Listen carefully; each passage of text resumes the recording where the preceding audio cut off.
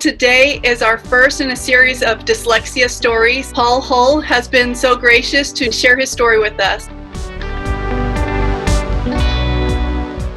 Good evening from London. My name's Paul Hull. I'm 15 in 4 days' time. I'm really looking forward to sharing my experiences with you. Thank you. When did you first learn that you had dyslexia? And it's not actually an answer I can give you very simply. I always knew from a very young age there was something slightly different about me. And that some things at school I just never got. I'd just lose myself in the classroom and I'd just be sitting there thinking, what is going on? And in some subjects, like maths and science, I really got it and I was really engaged and I felt really very comfortable. When I was small, I had some hearing problems. I had some cerebral operations. And as a young age, my speech was quite bad at times. Even today, sometimes I mispronounce words when I read, and that's just something I sort of learned to cope with. And we have like different levels of different sets in English and maths. The top grades are in the top classes, and the lower grades in the lower classes. They separate you out. I could be the top set in maths, but I was in the bottom set of English. So now, obviously, I know why that was. So I was on the lowest grades for English. And obviously that didn't really help me because I wasn't getting the specialist help that I actually needed. But anyway, somehow I got through school. Obviously, the problem is I rebelled a lot at school. So really, I really stumbled through a whole school life, never being diagnosed. When I got to college, at 16, I left school. I went to Richmond upon Thames College. I'm a plumbing heating engineer, by the way, yeah. And I went down my apprenticeship in 1990 with Richmond upon Thames in South West London. Atmosphere different, learning set, and it suited me. I excelled from where I was, and I didn't want to go. I used to look forward to going to college. I loved it. I never missed one day in 4 years. It just felt, maybe it's just a new style. I don't know what it was. It just clicked for me. And it's a different style. Because obviously, first of all, they treated you like an adult. The whole atmosphere of the learning ethos was completely different. And also, I was interested in it. And I wanted to learn, and I wanted to earn money, and I wanted to get out there. And I liked working with my hands, and everything just clicked in for me. When I got to my apprenticeship, I actually won an award from the best apprentice in London that year. I still had this underlying factor in the back of my head, because obviously I found the written stuff and questions really, really hard, but the practical was easy for me. Was there a lot of written work for that? There was some written work. There was a lot of copying from the board and that type of stuff, yeah. But it's all supported with pictures and diagrams where I can sort of make the sense. Obviously, there's different levels of dyslexia, and so I can read okay. If you took the words away, and somebody says to me, how do you spell? I say the word hospital, I can say the word hospital, I can read the word hospital, but I can never write it down. So I've got no association to the sound of the letter, to the shape of the letter, if you understand. I don't know what that's called. And that's phonological dyslexia. Is that the word, is it? Yeah? Yes. Right, okay, I'll have to remember that. Don't ask me to spell it. That's my problem. And it can be very, very frustrating. So one of the things, even today, I freeze. Now, sometimes you might go into like a building that's got a security on the front desk and you've got to sign your name and your company. The receptionist could be looking at me, writing my name and my company. It's my name. I've had it for 50 years. I freeze just because he or she's watching me write my name. Even now, I turn myself slightly away so they can't see how I'm writing. I was going through life and like some friends, they have kids, don't they? And you go around there and they say something, you ring up, Uncle will ring you a book or whatever. And like the pressures of doing that, I can't do it. The pressure to read the book? Yeah. Like you've got like a 2 or 3 year old child and or 4 year old and they go, no, it doesn't say that, Paul. Yeah. And it wasn't really until I had kids of my own.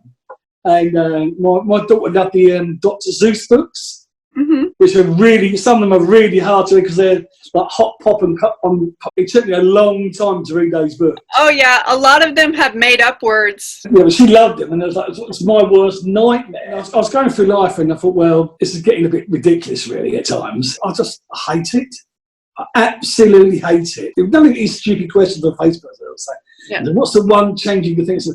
I'd love to be able to spell and somebody sent me a message a bit like you did. He said, well, there's nothing to be ashamed of, Paul. From that day, I'm just going to tell everybody my issue. That's it. And since I've done it, it was like the most liberating thing I've ever done. It actually gives me an advantage sometimes because people like to say, tell you the name of the spelling. Can you just slow down? I have dyslexia. Yeah, can you just slow down a little bit? Oh, okay, yeah, no problem. And they do slow down, yeah. I think there's one thing that they don't, and nobody's got over, is passwords. Certainly, if they're under pressure and you've got to do your transaction, you've got to put your password in. So my brain will just go blank. And I have to log out, go and do something else, and go back to it. Mm-hmm. That can be a bit frustrating because it's not a good thing to write these things down, is it, somewhere? Is it? Do you think dyslexia affects your memory? Because for a lot of people, it does affect their memory. I have a bit of a short-term memory problems at times. And is that related to the password thing? Definitely. And I can remember stuff years ago, like photographic memory. It's phenomenal. Mm-hmm. And people will ring me and go, Paul, when do we do this? And I go, oh, that was so-and-so, that was 1986. They go, really? Yeah, I think it was around June. And they look it up, and it would be June. I don't know why I know that, but I just do.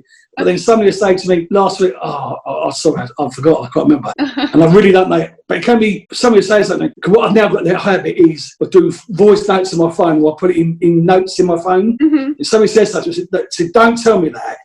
Send me an email, send me a WhatsApp, send me text in black and white, because otherwise I will forget it. Yeah.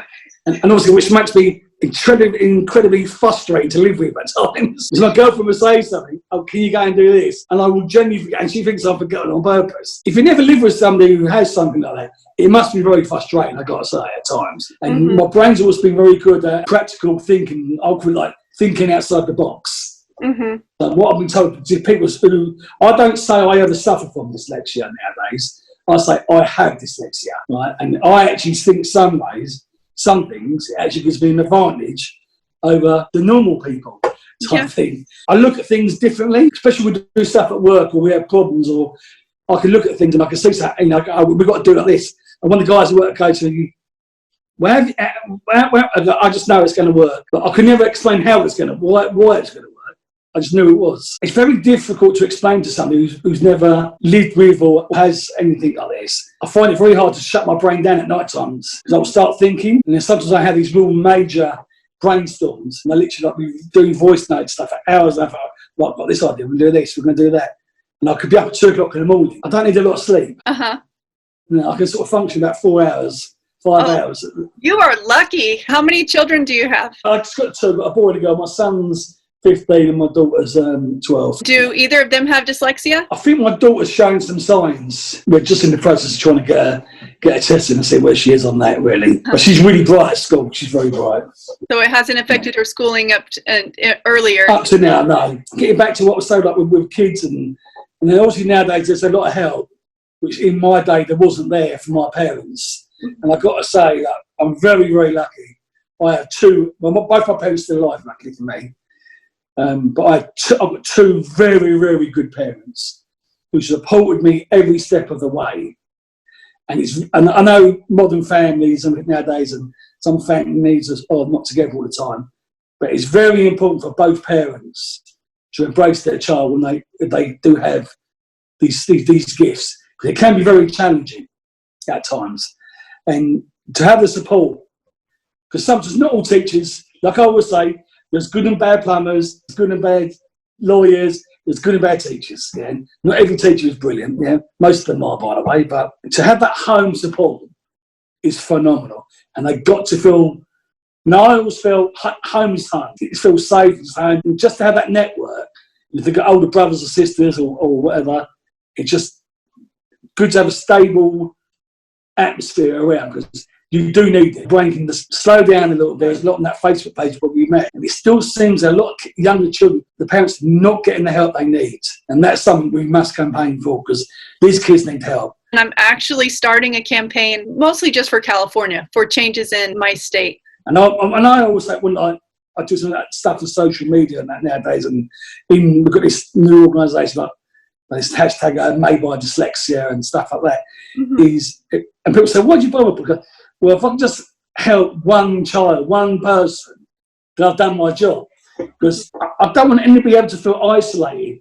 And like I did really at school, and people would tell you you're stupid, and then now I'm a managing director of a small plumbing and heating company, and we've won awards and we've done all this sort of stuff. Yeah? That feeling when I was around 13, 14 was horrible. It was the feeling of nobody actually understood what was going on, and nobody understood me.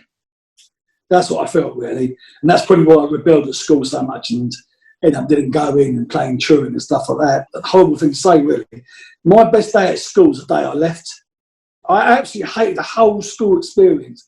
Which I spent 11 years there. And nowadays you get these Facebook groups saying, oh, come and join the school group, Paul. I thought, no, I don't want to. It wasn't an enjoyable experience at all. I tell you one thing that has transformed my world is Siri on my iPhone. People don't know how that has changed so many people's lives. Mm-hmm. And it's really strange because I could be sitting in a pub or a bar or a restaurant or a train or wherever, and everybody could be talking. And because I'm talking to my phone, people will stare at me.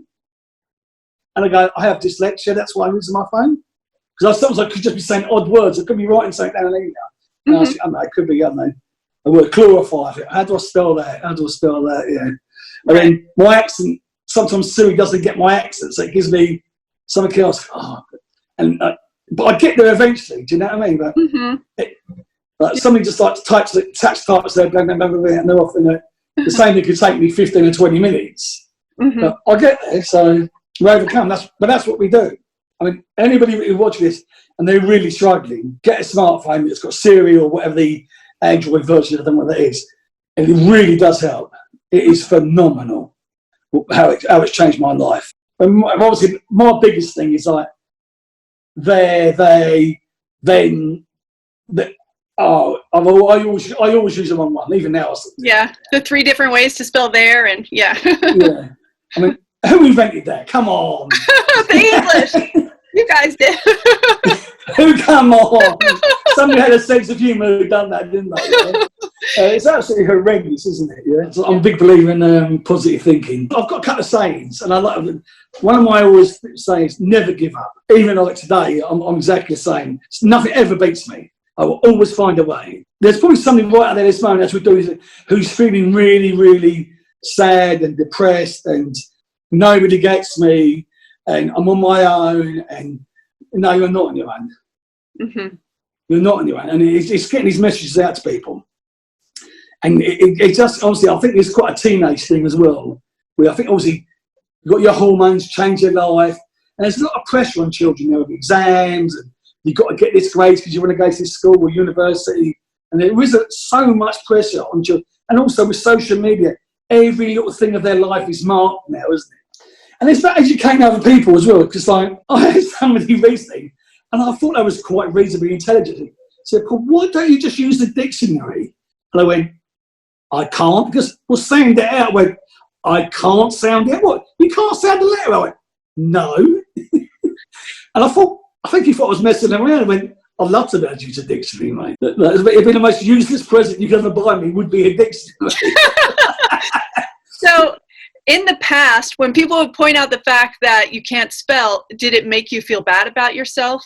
Oh, horrendous. At times, I'd freeze and I'd just like, I started to quit and talk a lot. It just like, because you just got like a feeling in your chest, and you just like, it's like I was like nearly poisoned. My throat would dry up, and I would literally, sometimes I would freeze. And then I would start stuttering, and it'd be at times, and afterwards I'll just laugh it off. It depends, I may have had a good day or a bad day, I suppose.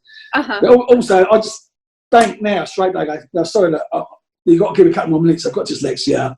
Like, can you? Oh, okay. But some people still look at you. But then, how do you handle it now? No, I'm cool. I just laugh it off. Really, I just laugh it. And people say about dyslexia, and it's more and more people now. It's been like a coming out, isn't it, type of thing. And these celebrities are sort of like saying they're the dyslexia, or they have the dyslexia family members or younger siblings, which is great. But just like, look at people. So having dyslexia is not a sign of being stupid. It's quite the obvious, yeah. But a degree of dyslexia are very high intelligent people. So, I mean, Einstein wasn't too bad, was he? Mahatma Gandhi was dyslexic, and like the list goes on and on and on, doesn't it? So, Thomas Edison. Those are all people who could think outside the box, isn't they? Who could push boundaries. And we're not all going to be the new Einstein, but you never know what anybody can do. So, another one of my sayings is, never look down on somebody unless you're helping them up. I was the person who was down, and now I'm the person that's helping other people up. Paul, thank you again. Thank you very much for this opportunity. Thank you very much. Brilliant. Thanks everybody for watching. If you like this video, please subscribe. If you'd like to share your story, let me know in the comments or contact me via email. Bye everybody. Stay safe.